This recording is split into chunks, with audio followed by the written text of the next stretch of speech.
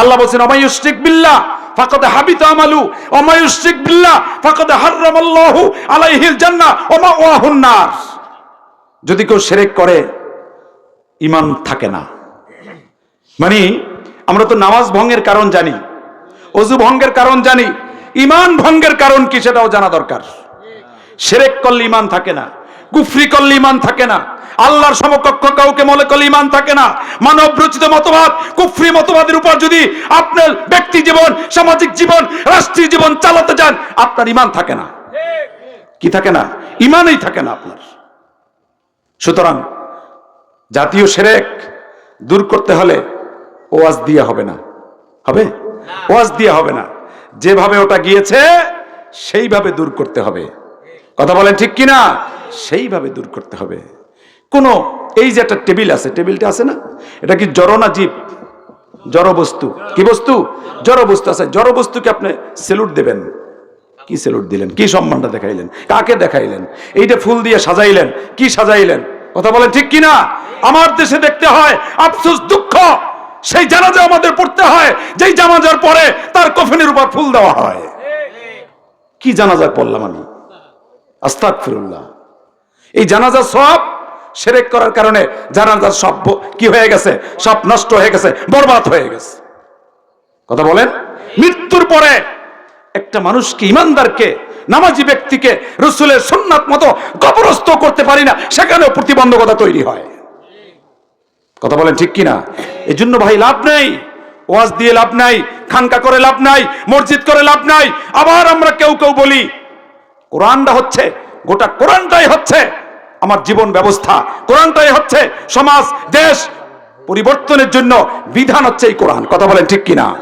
আল্লাহ দাউদ নবীকে বলছেন, হে নবী, তোমাকে আমি ইন্নী জাইলুকা, তোমাকে আমি ইন্না জাআলনাকা খলিফাতান ফিল আরদ, এই জমিনের প্রতিনিধি বানিয়েছি। সুবহানাল্লাহ। কি বানিয়েছি? খলিফা মানে প্রতিনিধি। খলিফা মানে কি? প্রতিনিধি। কি করবেন? ফাহুকমু বাইনান নাস বিল হক, আপনি মানুষের মাঝে সঠিক ফয়সালা করবেন, বিচার করবেন। কে বলছেন? আল্লাহ বলছেন। ভাইরা আমার, খারাপ লাগতেছে আপনাদের? খারাপ লাগতেছে? প্রধান বক্তা এসে যাবে, আমার সময় শেষ, কথা বলার সুযোগ নেই। আমি বলেছিলাম 5টা প্রশ্নের জবাব না দিয়ে কিয়ামতের ময়দানে এক কদম আদম সন্তান চলতে পারবে না। এক, আল্লাহ বলবেন, বান্দা তোমাকে একটা জীবন দিয়েছিলাম, জীবনের মালিক কে? জীবনের মালিক কে? জোরে বলেন কে? আল্লাহ। জীবনের মালিক আল্লাহ। এরপরে আল্লাহ বলছেন এই জীবনটা চলবে কার হুকুমে? কার হুকুমে? মানে জীবন যার, হুকুমও চলবে তার। আপনার বাড়ির মালিকানা তো আপনার, আপনার বাড়ির মানে আপনার বাড়ির কর্তৃত্ব আমি কি করতে পারি? তাহলে জুলুম হবে না? জুলুম হবে।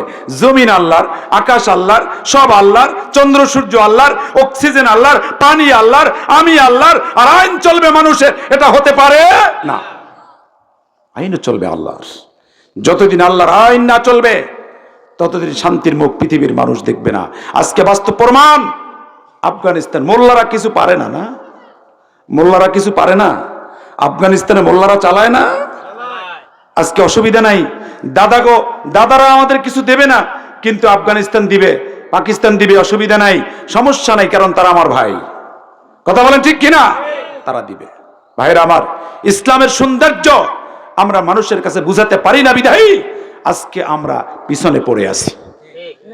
অমুসলিম যারা, তারা কি আমার শত্রু? তারাও আমার ভাই। ইসলাম কি করছে দেখেন, প্রতিবেশীর হক রাসূল বলছেন 3 প্রকার। সুবহানাল্লাহ বলেন 3 প্রকার। আল্লাহ রাসূল বলছেন 3 প্রকার। এক হলো সে তোমার মুসলমান, সে তোমার প্রতিবেশী, সে তোমার আত্মীয়। এরকম যদি হয় তাহলে তার উপর 3টা হক। কয়টা হক? মুসলমান হিসাবে হক, আত্মীয় হিসাবে হক, প্রতিবেশী হিসাবে হক। বুঝতে পারছেন? আপনার বাড়ির অনুষ্ঠানে ওই লোক 3 জন দাওয়াত পাবে, ওই ঘরে কয়জন? আত্মীয় হিসাবে পাবে, মুসলমান হিসাবে পাবে, প্রতিবেশী হিসাবে পাবে। আর এক ব্যক্তি, সে আপনার প্রতিবেশী, মুসলমান কিন্তু আত্মীয় না, 2 জন। 2টা হক। কয়টা হক? 2টা হক।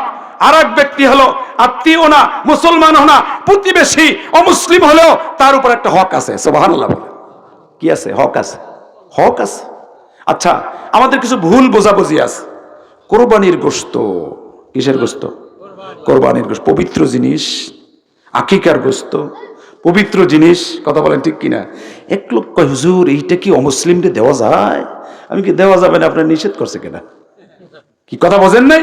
সে যদি ওটা খায়, আপনার প্রতিবেশী হিসাবে যদি সে গরিব হয়, সে পাবে না কেন? জাকাত যদি পেতে পারে, জাকাত যদি পেতে পারে, তো এইটা পাবে না? পাবে সে।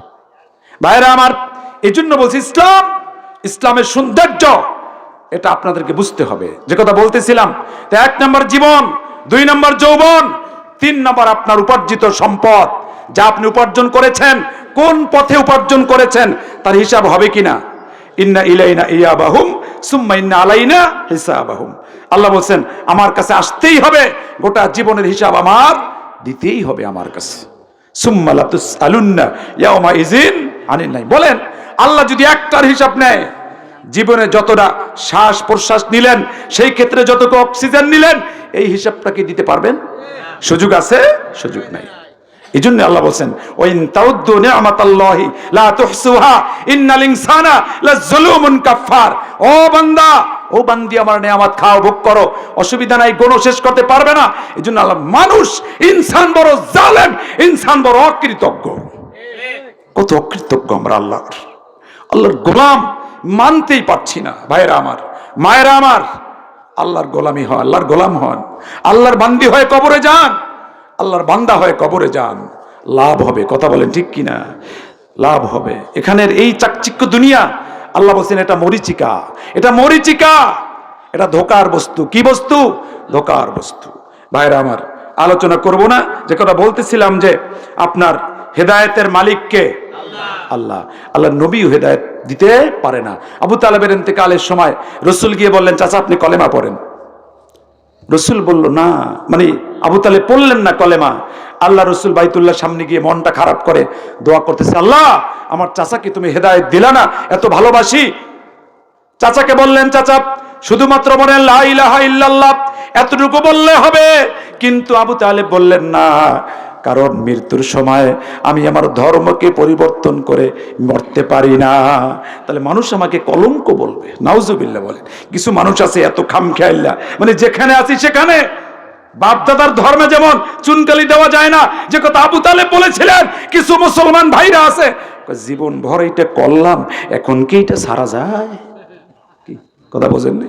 আরে ভাই, আপনি যদি জাহান্নামের রাস্তায় চলেন, আর একজন গায়িকা আপনাকে যদি জান্নাতের রাস্তায় উঠাই দিতে চায়, আপনি চলবেন না? উচিত না চলা? এজন্য ভাই, আপনার সিদ্ধান্ত আপনি নেন, তবে আপনার সিদ্ধান্ত আপনি নেওয়ার অধিকার নাই। আল্লাহ বলছেন, ওমা কানা লিল মুমিনি ওয়ালা মুমিনাতিন ইযা কাদাল্লাহু ওয়া রাসূলুহু আমরান আইয়াকুনা লাহুমুল খিয়ারাতু মিন আমরিহিম। ও মুমিন, নারী আর পুরুষ, তোমাদের কোনো অধিকার নাই। তোমার সামনে যখন আল্লাহর কোনো বিধান আসে, সেই বিধানকে অমান্য করার অধিকার তোমার নাই। সুতরাং নামাজের হুকুম, নামাজের ওয়াক্ত আসবে, পড়বেন না, এটা হতে পারে না। রোজার সময় আসবে, রোজা রাখবেন না, এটা হতে পারে না। আপনার জিহাদের সময় আসবে, জিহাদ করবেন না, হতে পারে না। করতে হবে যখন যেটা দরকার। সামনে যেই বিধান আছে সেটাই মেনে নিতে হবে। ভাইরা আমার, আলোচনা করব না, প্রধান বক্তা এসে গেছে বলেন। ও আলহামদুলিল্লাহ, আলহামদুলিল্লাহ, আল্লাহ শুকরিয়া। তা আমি আলোচনা শেষ করে দিচ্ছি। তাফসির কোরআন, তাফসির মাহফিলে সময় দরকার। আমি যে গলা দিয়ে শুরু করেছিলাম, ভালো কি হয়েছে? কার দয়া?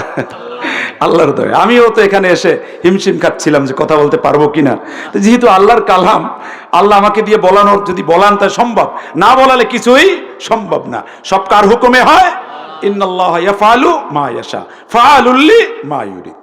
আল্লাহ যা চায় তাই হয়। সুবহানাল্লাহ। এই জন্য আসুন ভাইরা আমার, আমরা দ্বীনের পথে থাকতে চাই। কে কে চাই? লিল্লাহি তাকবীর। আল্লাহ তুমি কবুল করো, সকালে বলেন আমিন। আগামী দেশ, আগামী বাংলাদেশ কোরআনের দেশ হবে, রাজি আছেন? আগামী দেশ ইসলামের দেশ হবে, রাজি আছেন? আগামী দেশ নামাজিদের দেশ হবে ইনশাআল্লাহ। আমরা আর কোন বেনামাজিকে, কোন ফাসিক ফুজ্জারকে, কোন মাদকাসক্ত ব্যক্তিকে সমাজের নেতৃত্ব আমরা দিতে চাই না। কথা বলেন ঠিক কিনা? আমরা চাই ভালো মানুষ, সৎ মানুষ, খোদাভীরু মানুষ, যোগ্য মানুষ আমাদের নেতা হোক। কথা বলেন ঠিক কিনা? আল্লাহ আমাদের ওই ভাইদেরকে, অসুবিধা নাই, আপনাদের সঙ্গে বিরূপ নাই।